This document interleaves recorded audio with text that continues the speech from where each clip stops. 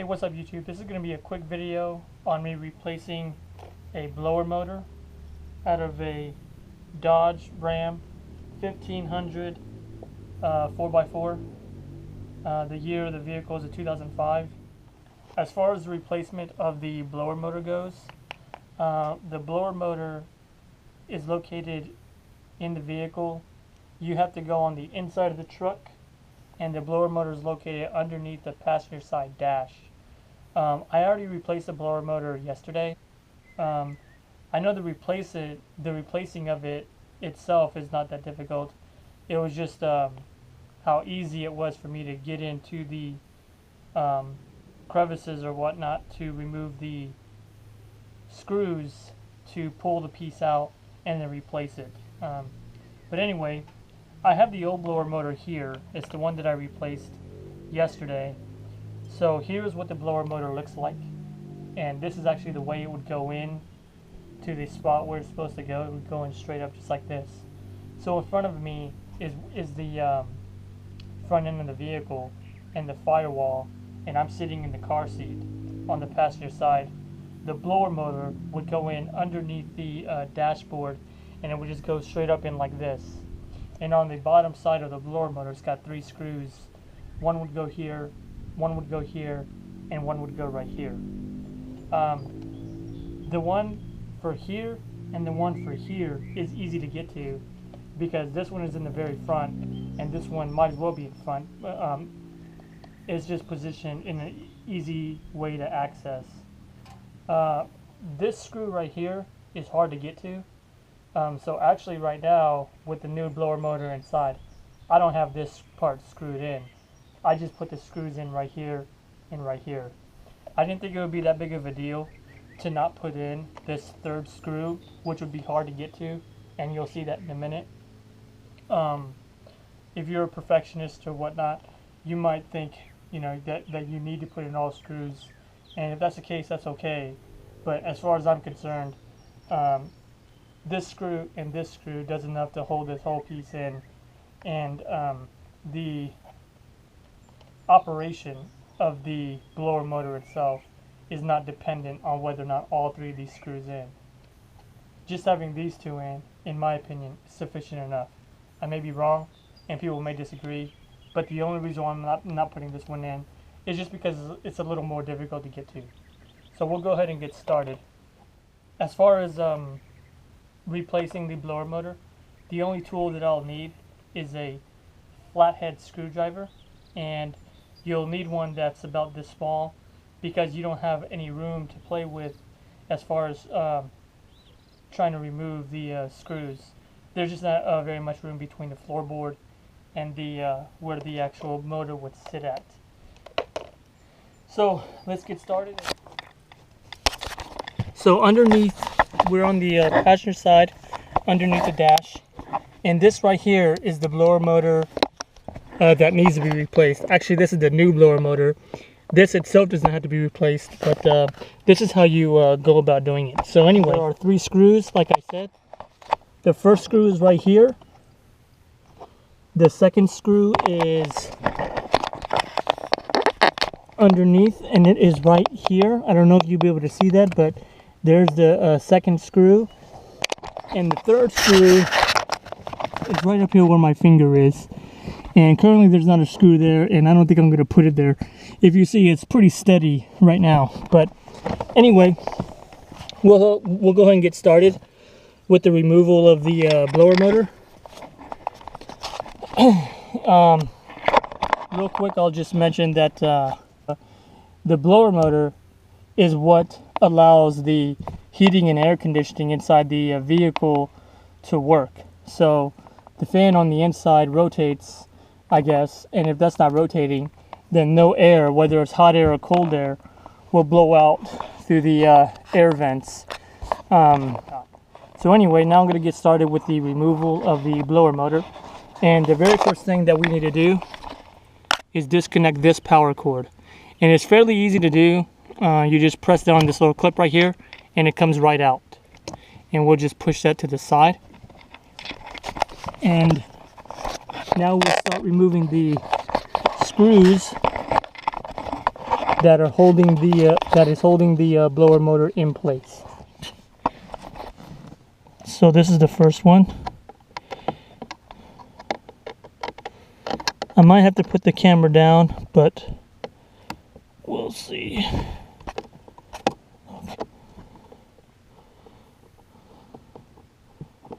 I had already shot this video this morning, but when I was uploading it, I accidentally deleted the, well, I didn't accidentally do it. I deleted the files from the camera before they were done uploading to my laptop. Although I was able to finish the video, because it's still looking for the files that I deleted, it'll never, you know, completely allow the video to finish. So I had to shoot this all over again. And let's see here, where are we at? Oh, the second screw is right here, and once that gets removed, the blower motor will come right on out. It's not very difficult as far as this work goes. It's just hard to fit yourself in here. So I got the screwdriver in there, and I'm removing the screw, and I have my finger, my index finger and my middle finger in the crevice of the screwdriver, and it's just allowing me to brace the screwdriver up to remove the screw. And here's the piece. So okay, so this is the old blower motor, and this is the new blower motor. As you saw, it's not very difficult to remove the blower motor. Like I said, the hardest part about doing that is just getting your body contorted in this small space. So that's the removal of the blower motor.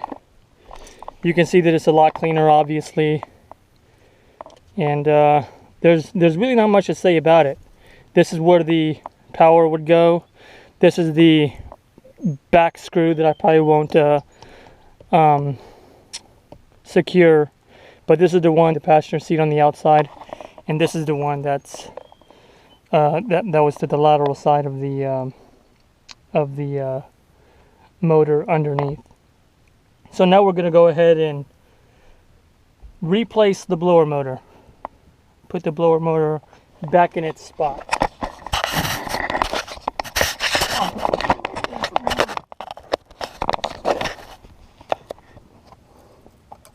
Okay. As far as putting the blower motor in, it goes in pretty easily.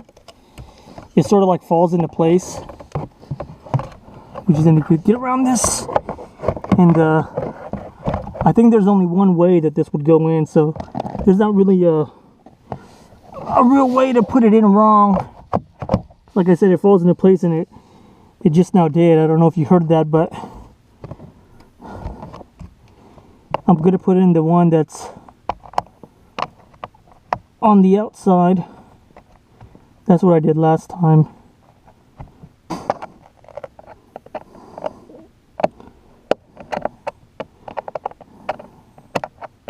Like I said earlier, the only thing that's hard about this is, you know, just getting into this spot.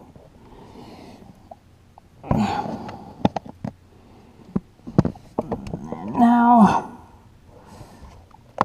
there's the, right there. Should be able to get it in there without seeing. Alright, good. Just give it a couple of turns just to let the threads catch on, and it'll basically be held there so I can use both hands now. Alright. I don't know if that's in there, but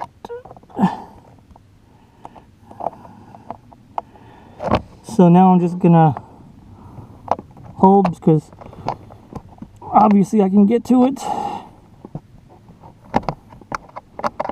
I shot this video earlier, like I said, and I accidentally deleted the files before they were done transferring, and it seems like I'm going a lot quicker than I did earlier, but I did a lot of talking in the first video, and I'm going to tell the same stuff that I told in the first video, but I think I'm just going to do that in a separate video. Alright, so that's it, it's in there.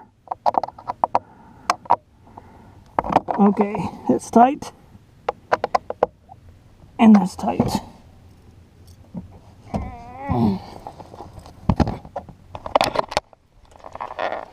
So that's it. Go through it pretty quickly, but I guess that just goes to show that it's not very hard to replace the blower motor. And just to show you that the air does work, I'll go ahead and turn the vehicle on, even though I didn't show you that it didn't work earlier. But obviously if the blower motor is not connected, you're not going to get any air coming out of the air vents inside the vehicle. And I don't think I need to prove to you that this was broken or, you know, inoperable anymore.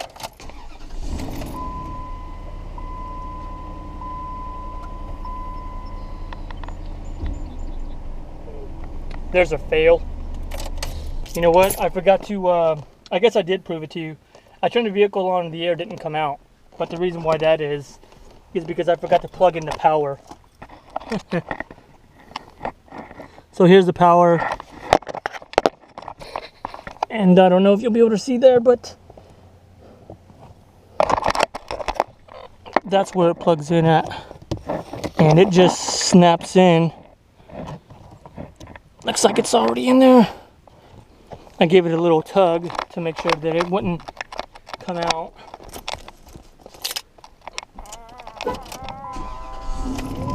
Okay, so you should be able to hear that the air is coming out.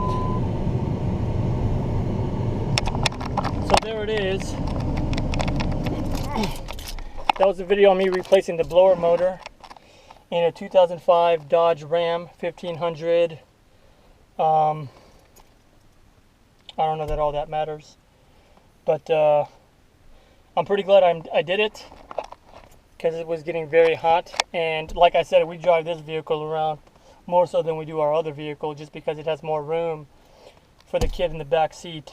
And my wife was getting very uncomfortable driving in a vehicle with no air conditioning. So there we go. Anyway, thanks for watching. Have a good day.